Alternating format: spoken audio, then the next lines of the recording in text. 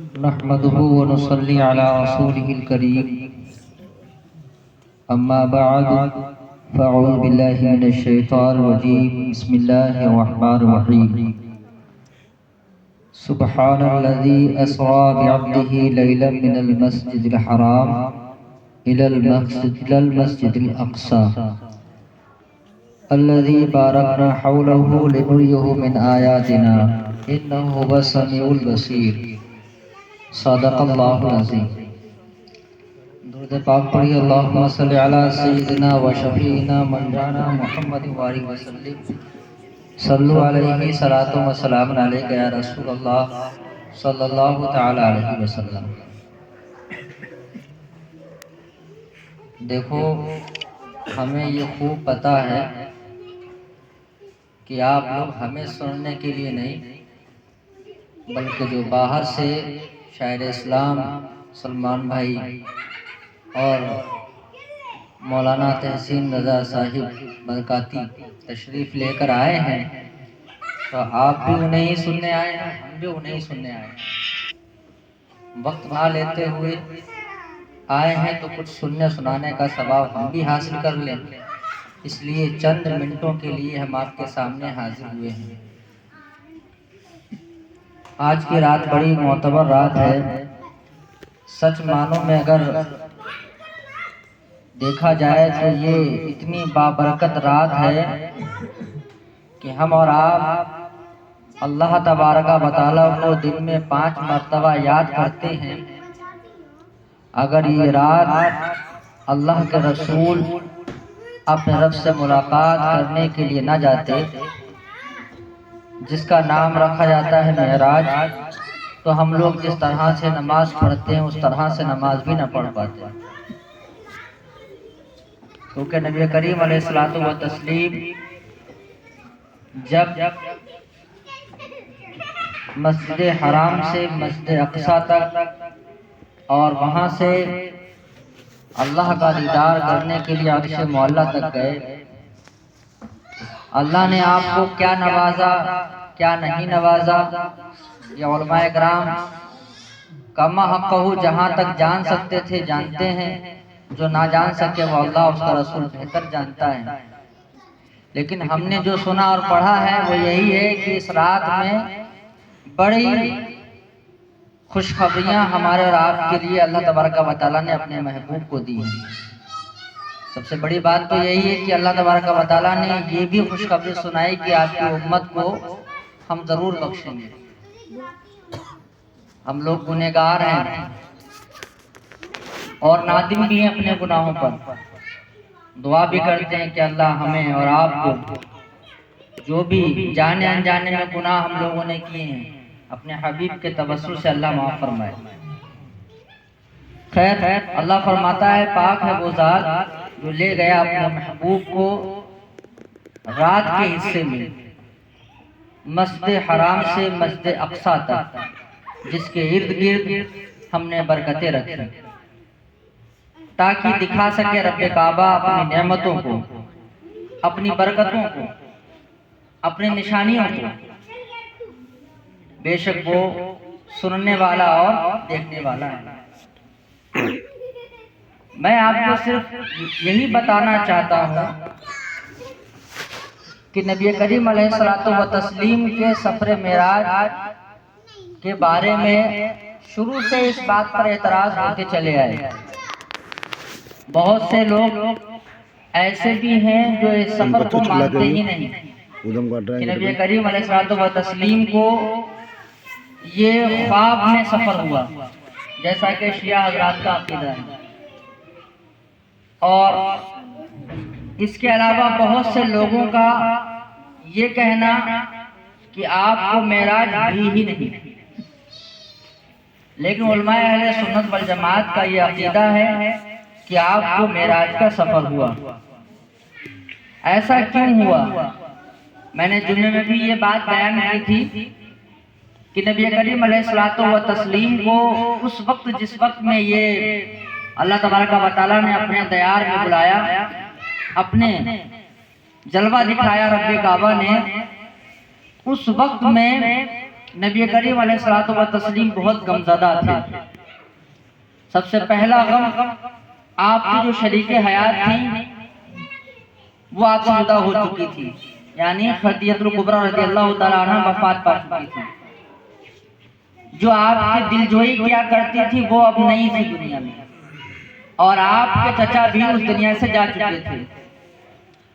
تیسری بات یہ تھی کہ اس وقت میں مکہ والوں نے بائیکاٹ کر رکھا تھا۔ آپ اپنے زبان میں اس کو ضلع بدر کہہ لو، گھر بدر کہہ لو، کچھ بھی کہہ لو، نبی کریم علیہ الصلوۃ والتسلیم کو، آپ کے خاندان والوں کو، جو آپ کے ساتھ میں تھے، آپ کو مانتے تھے، ان تمام لوگوں سے ان لوگوں نے حقہ پانی، بولتے ہیں حقہ پانی بند کر دو، اس طرح سے آپ کے ساتھ میں وہ لوگ ظلم و زیادتی کر رہے تھے۔ اس پرفتن ماحول میں اللہ تبارک و تعالیٰ نے اپنے پیارے محبوب کو بلایا اور بلا کر کہا کہ تم ہمیں دیکھو، تم ہمیں دیکھو گے تو تمہارا تمام غم دور ہو جائے گا۔ ایک تو یہ نقطہ ہے کہ اللہ تبارک و تعالیٰ نے ایسے وقت میں آپ کو بلایا، اور بھی بہت سے نکات ہیں علماء کرام آپ کو بتائیں گے۔ اور اللہ تبارک و تعالیٰ نے بلا کر نمازوں کا تحفہ دیا۔ آپ گئے، پہلے آسمان میں کیا دیکھا، دوسرے آسمان میں کیا دیکھا، تیسرے آسمان میں کیا دیکھا، یہ آپ کو سنتے ہوئے چلے آئے ہوں۔ میں آپ کو یہ بتاتا ہوں کہ ہم لوگ زیادہ تر نبی کریم علیہ الصلوۃ والتسلیم کے بارے میں یہ پڑھتے رہتے ہیں، سنتے رہتے ہیں کہ ہم آقا پر درود پڑھتے ہیں یا آقا پر سلام پڑھتے ہیں یا یہ میلاد آقا کے نام سے کر رہے ہیں، تو آقا سنتے بھی ہیں یا نہیں سنتے ہیں؟ بس دو چار باتیں بتا کے میں رخصت ہو رہا ہوں۔ آقا سنتے ہیں یا نہیں سنتے ہیں؟ یہ بات بھی معراج میں ثابت ہوئی ہے کہ ہماری وہاں تک آواز پہنچتی ہے یا نہیں پہنچتی ہے۔ نبی کریم علیہ الصلوۃ والتسلیم جب معراج میں گئے تو حدیث مبارکہ ہے، اللہ کے رسول فرماتے ہیں انی سمعت دفعن علیک یا بلال وانا فی الجنہ، اے بلال میں نے تمہاری جوتیوں کی آواز کو سنا ہے جبکہ میں جنت میں تھا۔ تو اس سے کیا پتہ لگتا ہے کہ نبی کریم علیہ الصلوۃ والتسلیم جب حضرت بلال کی دنیا پر جوتیوں کی آواز کو عرش معلیٰ پہ جنت کے اندر آپ جنت کی سیر کر رہے ہیں، وہاں حضرت بلال کی جوتیوں کی بھی آواز کو سن سکتے ہیں، تو پھر اگر ہم آقا پر سلام یا درود یا نعت و منقبت یا آقا کے لیے درود وغیرہ کچھ بھی پڑھتے ہیں تو وہ کیوں نہیں سنیں گے؟ ضرور سنیں گے۔ یہ بھی معراج میں ہی ہوا ہے، حدیث شریف ہے یہ، علماء کرام بیٹھے ہیں، ہماری اصلاح فرمائیں گے کہیں پر غلطی ہوگی۔ نبی کریم علیہ الصلوۃ والتسلیم کا سننا اور آقا نبی کریم علیہ الصلوۃ والتسلیم کا مدد کرنا، یہ تمام چیزیں ثابت ہیں۔ شب معراج میں اللہ کا دینا، نبی کا لینا، یہ تمام چیزیں ثابت ہو چکی ہیں۔ یہاں تک کہ میں ایک واقعہ آپ کو بتاتا ہوں، اس کے بعد میں رخصت ہوتا ہوں کہ آپ کو معراج کا سفر ہوا کہ نہیں ہوا، اس بارے میں بس ایک واقعہ بتاتا ہوں میں آپ کو۔ میں نے جمعے میں بھی یہ واقعہ بیان کیا تھا کہ عیسائیوں میں ایک پادری تھا اس وقت میں جو مسجد اقصی کو بند کرتا تھا، کھولتا تھا۔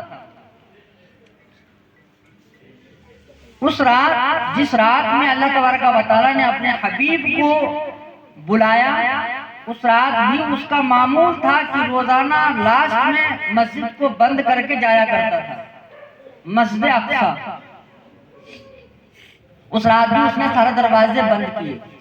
ایک دروازہ بڑی محنت مشقت کرنے کے بعد بھی بند نہیں ہو رہا تھا،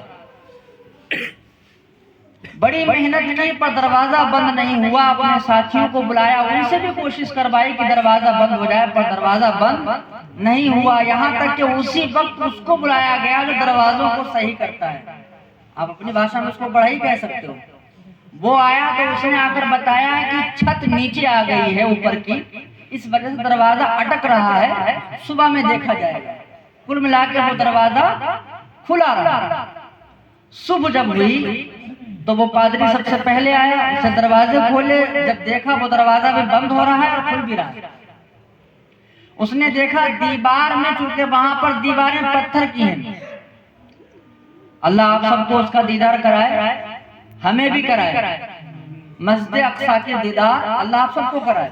تو وہاں جو دیواریں ہیں وہ پتھر کی زیادہ تر دیواریں، اس دیوار میں سوراخ بنا ہوا ہے جس میں کسی جانور کو باندھا گیا ہو، وہاں نشان پائے گئے، تو پتہ یہ چلا اس وقت کے کتابوں میں یہ لکھا ہوا تھا کہ آنے والے کل میں نبی آئے گا جو وہ اللہ کا دیدار کرنے کے لیے جائے گا، یہاں نبیوں کو نماز پڑھائے گا۔ اللہ تبارک و تعالیٰ کا پیارا محبوب جب اللہ کا دیدار کرنے کے لیے جائے گا وہ پہلے یہاں نماز پڑھے گا، یہاں سے آگے جائے گا۔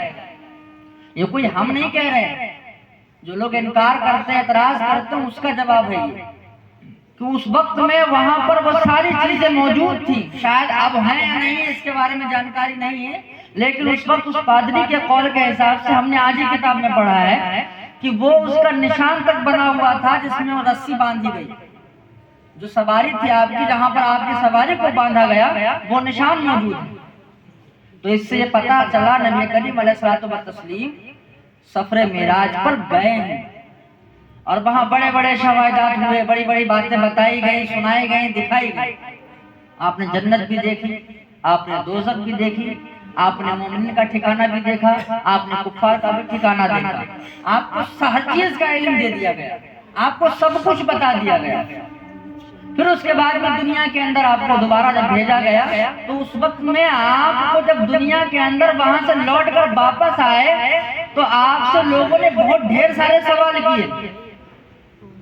اس میں سے کئی لوگوں نے سوال کیے، کچھ قافلے والوں کے بارے میں سوال کیا کہ فلاں قافلہ آپ نے دیکھا ہوگا جاتا ہوا، کیا وہ قافلہ آپ کو جاتا ہوا ملا یا آتا ہوا ملا؟ تو اللہ کے رسول نے بیان کیا کہ ہاں آ رہا ہے، اور صبح سورج نکلتے وقت میں وہ قافلہ یہاں آ جائے گا۔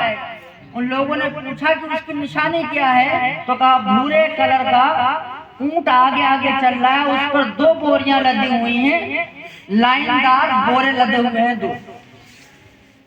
تو لوگوں نے اس بات کا انتظار کرنے کے لیے باہر پہاڑی پر بیٹھ گئے اور آواز لگانے لگے کہ سورج نکلنے لگا ہے۔ جب سورج نکلنے لگا دوسرے آواز دینے والے نے آواز دی کہ قافلہ بھی آ گیا اور وہ اونٹ بھی آگے چل رہا ہے جو رات میں آقا نے دیکھا تھا۔ یہ سب کتابوں میں موجود ہے، ہر چیز کا ذکر ملتا ہے اور بتایا بھی جاتا ہے۔ وہ الگ بات ہے کہ کچھ باتیں لوگوں کے سامنے آ پاتی ہیں، کچھ باتیں لوگوں کے سامنے نہیں آ پاتی ہیں۔ آپ کے لیے بس اتنا بتانا چاہتا ہوں میں، اتنی تقریر کرنے کے بعد میں بس اتنا سا بتانا چاہتا ہوں میں کہ نماز جو نبی کریم علیہ الصلوۃ والتسلیم کو تحفے میں ہمارے اور آپ کے لیے دی گئی کہ اے محبوب ہم 50 وقت کی نماز دیتے ہیں، تمہاری امت 5 وقت کی نماز پڑھے 50 کا ثواب ملے گا، تو وہ ہم لوگ کتنا پڑھتے ہیں، اس کو ہم کتنا عمل میں لاتے ہیں۔ ساری باتیں چھوڑ دیجئے، کیا ہوا کیا نہیں ہوا، جتنی باتیں بتائیں اگر آپ بھولنا چاہنا تو بھول جانا، لیکن جو نماز جس کو معراج المومنین کہا جاتا ہے اس پر دھیان دیجئے کہ آپ کتنی پڑھتے ہیں۔ پروگرام سننے کے لیے آئے ہیں ہم لوگ، ہم نے نماز پڑھی کہ نہیں پڑھی، ہم پڑھتے کہ نہیں پڑھتے ہیں۔ مولانا کی محنت و مشقت سے ہر سال 2-3 سالوں سے لگاتار پروگرام چلتا چلا آ رہا ہے۔ یہ پروگرام کس لیے کرتے ہیں؟ تاکہ آپ کو کچھ باتیں بتائی جائیں اور آپ اس پر عمل کر سکیں۔ تو اس میں ہم آپ کو صرف اتنا بتانا چاہتے ہیں کہ جو اس سفر کا مین مقصد تھا مومنین کے لیے نمازوں کا تحفہ، جو ہم لوگ 5 وقت کی نماز پڑھتے ہیں وہ ہم لوگ پڑھتے ہیں یا نہیں پڑھتے؟ ارے پڑھتے ہیں نا؟ اگر نہیں پڑھتے ہیں تو آج سے ارادہ بناؤ کہ اب انشاءاللہ تبارک و تعالیٰ نہیں چھوڑیں گے، پڑھیں گے نا انشاءاللہ۔